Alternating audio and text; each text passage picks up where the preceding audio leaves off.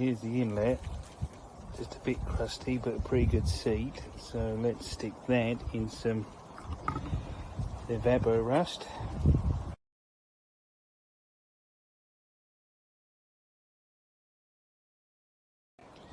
Right, here is the exhaust valve.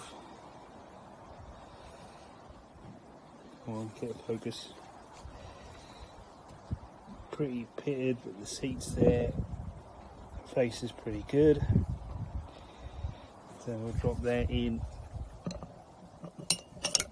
the Evapor Rust. Rockers and springs are good, they'll just get a clean. And then unless the exhaust port needs a clean, the intake port needs a clean, but we'll get that washed down.